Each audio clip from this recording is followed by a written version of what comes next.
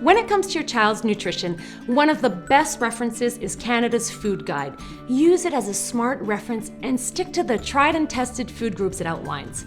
Here are a few snacking examples that should help satisfy your toddler. Grain products, whole grain, bread, pasta, crackers or cereal.